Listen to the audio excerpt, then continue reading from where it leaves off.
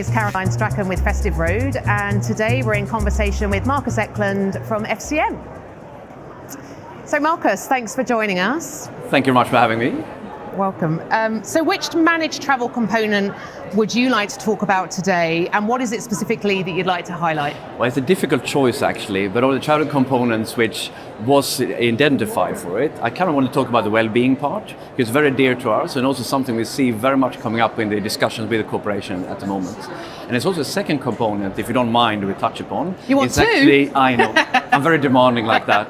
But the second component is actually talking about a bit more of the user experience, and talking about the simplicity for a traveler during the traveler journey for it. So I would like to add a component of simplicity, if you don't mind. That's totally fine. So what I'm hearing there is a real focus on the traveler from a user experience and a well-being perspective. Okay, great. So why have you specifically chosen that? What do travel buyers need to look out for in 2020?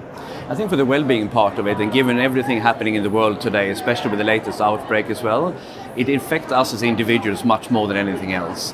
And a lot of the travel programs are very focused on the cost and the control of these things. And I think we're seeing a lot of tendency right now is for starting to refocus back on the traveler. The employee is the important part, it's the value within the corporations. And travel is helping actually bringing value and actually helping the travelers to feel better as well. It could be an advantage to being on the road, it could actually be a happiness factor to it as well. So we have created, for example, a couple of dashboards for customers to measure its stress index, to measure in terms of travelers who actually could have a risk factor to being burned out, because there's a lot of the travel actually happening as well. So for us, including that component in the travel program, I think is fantastically important, and making sure, of course, that your agency is helping you to bring that to life during the program. I love that people-centered approach. We hear from travelers when we listen to them all the time that they feel they get burnt out, and the thing that affects them most is business travel. So I love that you've recognized that. So what advice do you have for travel buyers to support their travelers with well-being? Well, I think it's first of all making sure that the HR function, make sure the company as well take that into account. Usually most corporations have that as part of their function already, but making sure travel is included in the well-being program, in the engagement program the HR functions have for these things, and actively therefore engaging that function. So that's kind of number one part.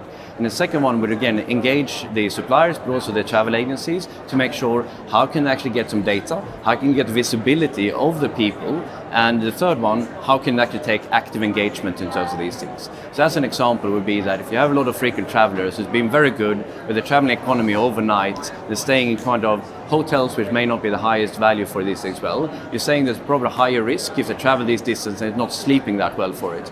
So we can identify some of these patterns and therefore individually customize some of the travel programs for them as well. So it's a lot of these ideas we're getting customer feedback on, we're trying to incorporate this. So as a travel manager, we strongly recommend everybody to have a look a little bit at the discussion with the HR functions, but also take a look a little bit, how does that work in my travel program? Are we getting visibility? Is it something we would like to take into account much more better?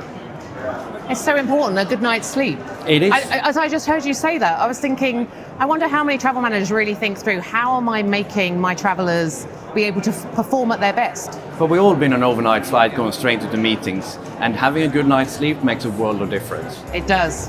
Well, on that note, thank you so much for joining us. Thank you. Thank you very much, Caroline.